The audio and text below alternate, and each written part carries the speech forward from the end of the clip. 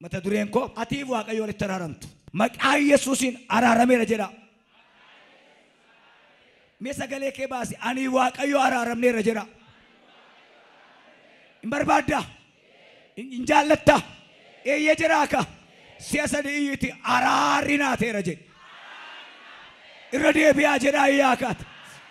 Irra deebi'aa jedhaa iyyaakaata.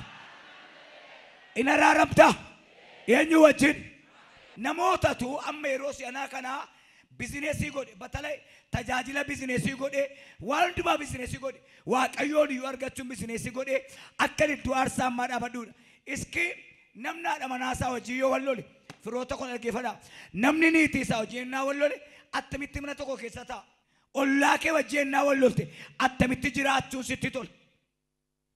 Jaarsolii waldaaf tajaajiltoonni innaa wal lolan taaltootaaf tajaajiltoonni innaa wal lolan attamtaa keessi keenya.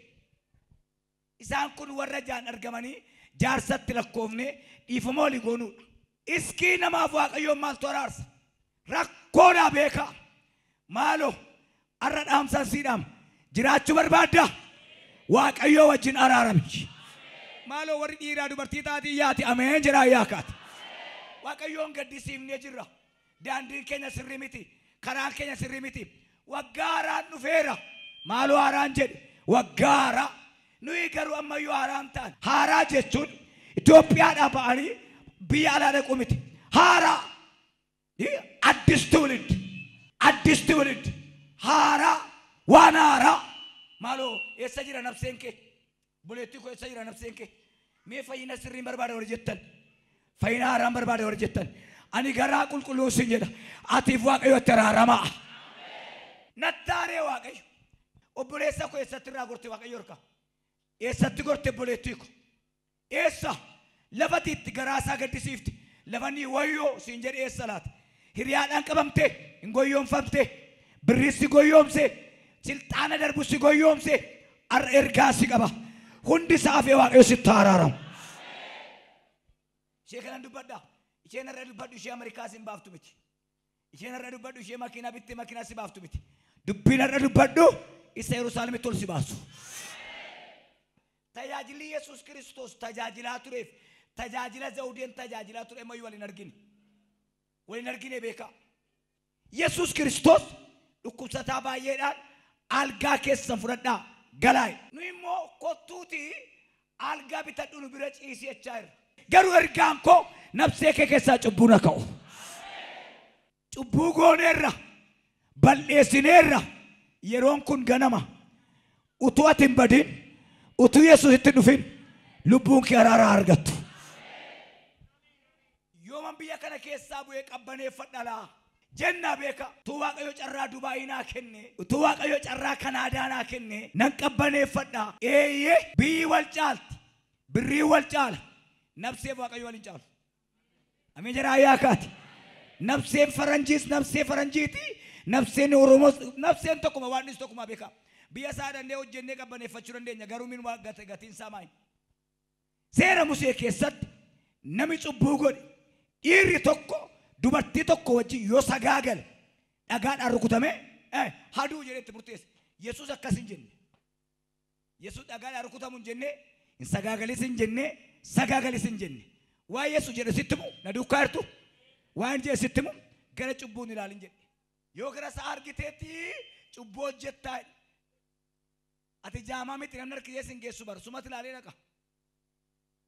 Ani jaamaa miti namni harkisee sin geessu anumatti ilaalee dhaqe beeka.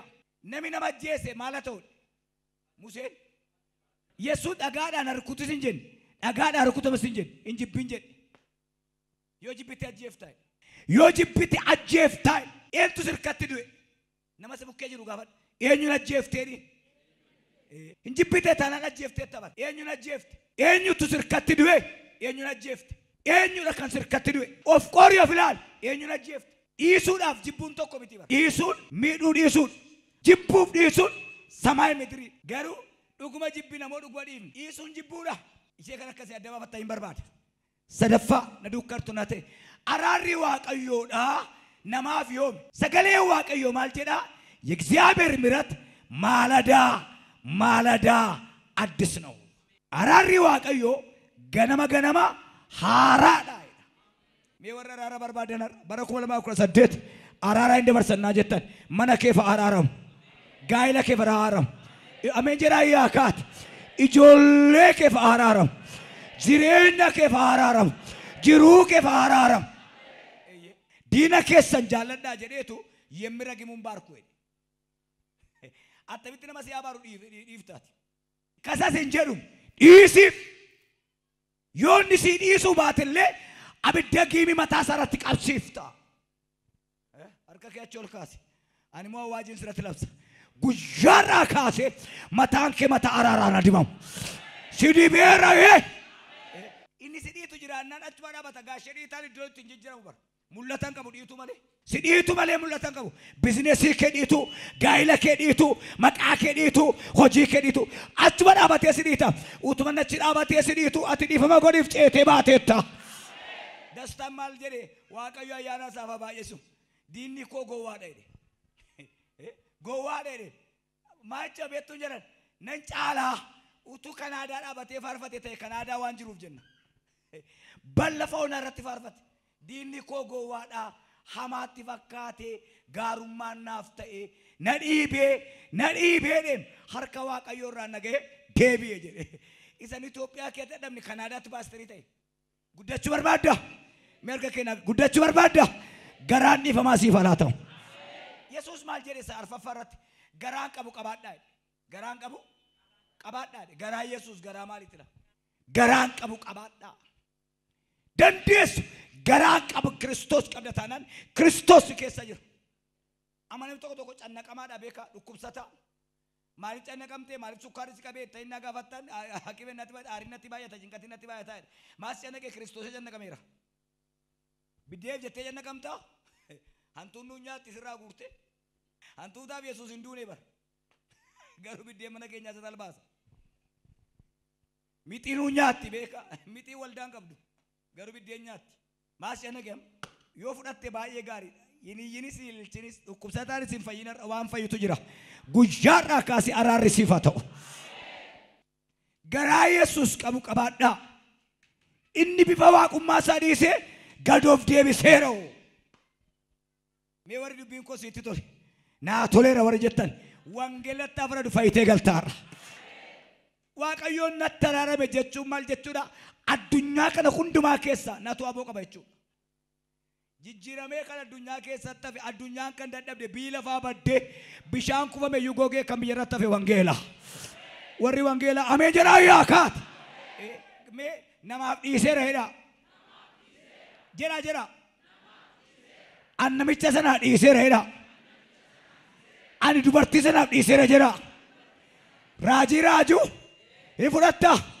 erga dhiifamni si keessa dhufe karaatiin beekni balballi si banameera sagalee waaqayyoo keessaa iddoo tokko dubbisa dhaggeeffadhaa hundi keessan Zakkaariyaas tokkoon dubbisa Zakkaariyaas boqonnaa tokkoon dubbisa namni tokko moo lakkoobsa 2 baasee nafa dubbisa ani boqonnaa tokko lakkoobsa 16 dubbisa egaa ani araaraan gara Yerusaalemitti deebi'eera ishee kana dubbachuu barbaade ani araaraan የሚገርም እኮ ነው ወላ ባሳት ያሲን mee laphee kee irraa waaqayyoon koo araaraan natti deebi'e jedhime si wajjin moo araara godhe hin amantaa araara hin barbaadda eenyu wajjin qilleensa eenyutu beeka hojii waaqayyoo keessaa inni jabaan eenyu naa jettan inni jabaan inni cimaan ati lafa kee irratti misooma geggeessita waaqayyo sirratti geggeessa lafa barbaaddee kun boqqolloon baasattee xaawootti qopheessitee naan nyaadhaa jetta waaqayyo moo na galateeffatanii nama uume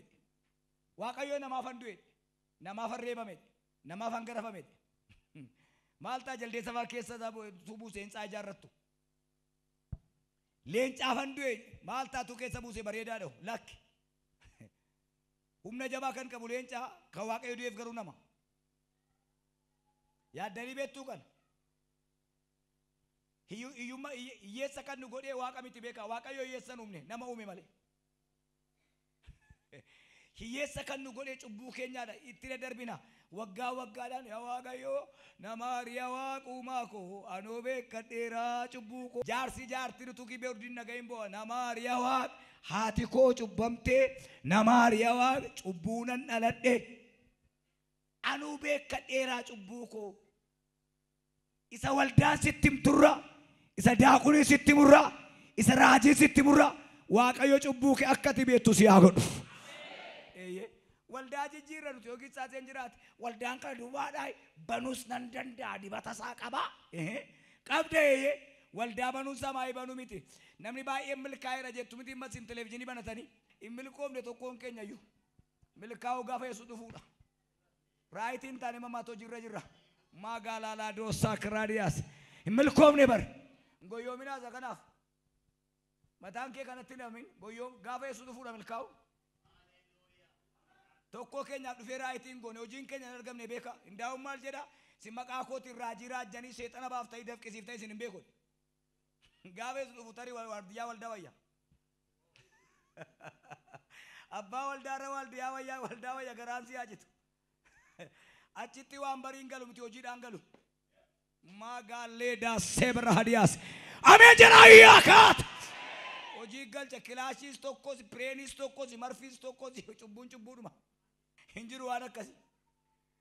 Kanaaf Daawit akkas jedhe erga du'e namis yaadatu jiraare iddoo lafa jalaa eenyus si galateeffataa jedhe. Hin milkaan tajaajiltoonni jettu sin. Isa waaqayyootti nu qoruuf makiina nutti laata. Ittiin qoree nu ilaaluufi.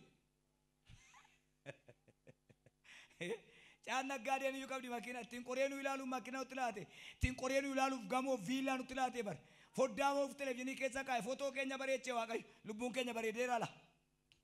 Sani qoree nu ilaaluudhaaf gaabineessi godhe qoreessi ilaaluudhaaf mucaa du'a maatii jalaa fuudhe. Ergaan si qaba. Araaraa waaqayyo gara keetta deebi'u yaa.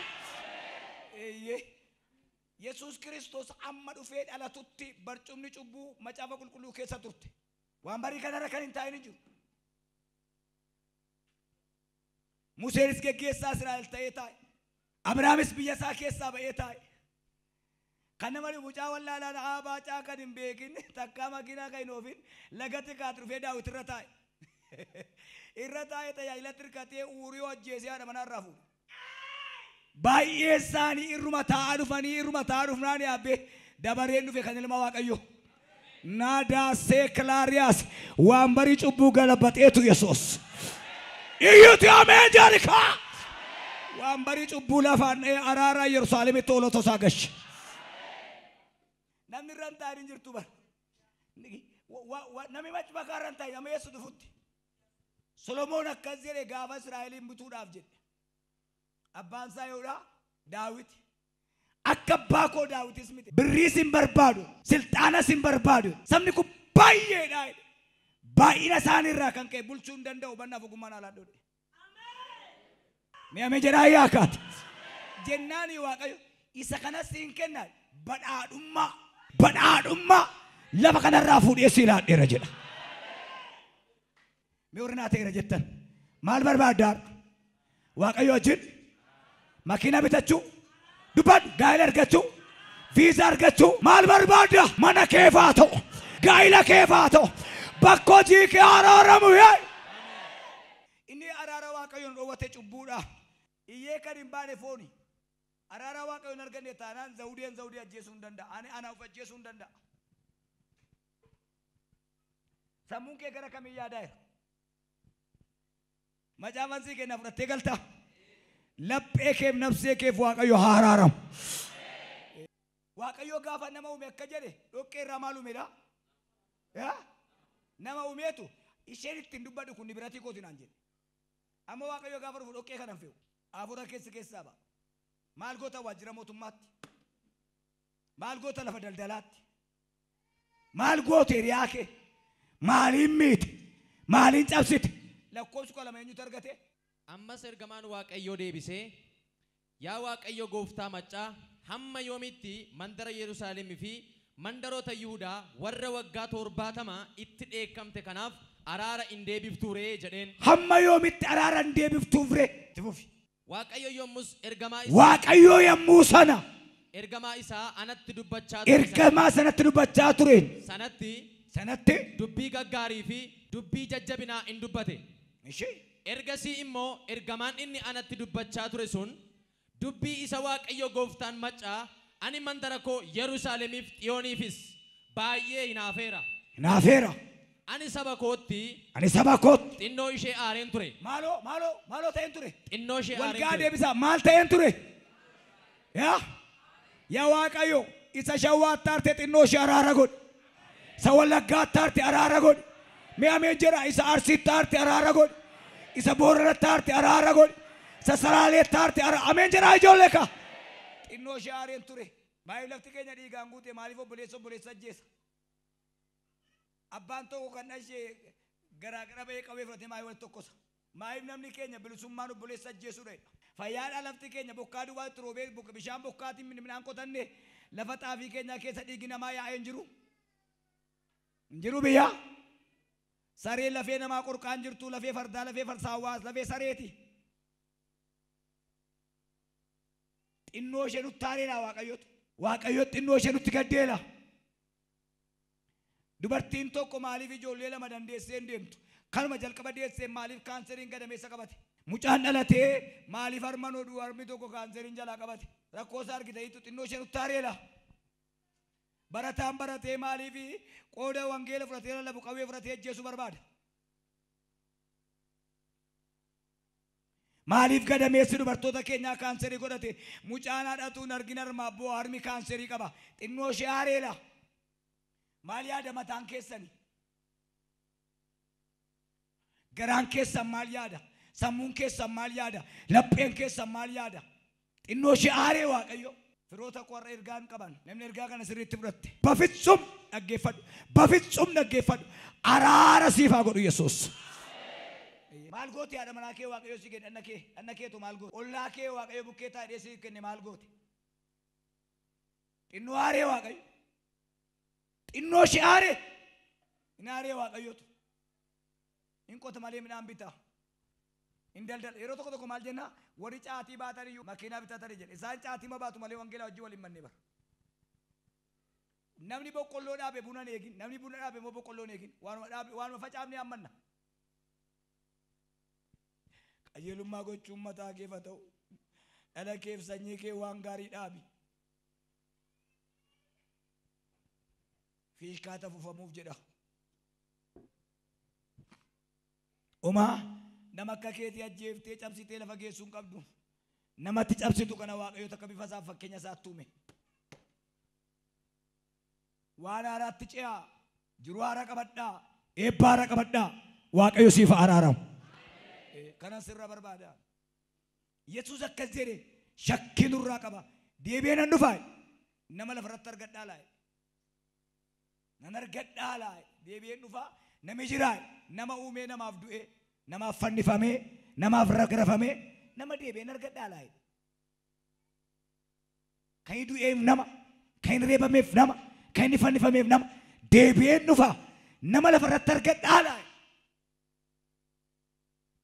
Gatii kaffalee namaaf Yesuus hattoota gidduutti fannifame tuunatiin garuu dirqama isaa raawwatee deebi'ee gaafa dhufu nama nan argadhaa laa namni jiraadhaa namni jiraadhaa ee'uuf du'e ee'uuf reebamee ee'uuf qalamee ee'uuf fannifamee ilma Waaqayyoo ta'e eenyuuf qullaa dhaabatee nama garuu deebi'ee dhufa nama nan argadhaa laa. Dhimmi keenya biyya qayyarachuudha. Dhimmi keenya naannoodhaa naannootti darbuudha.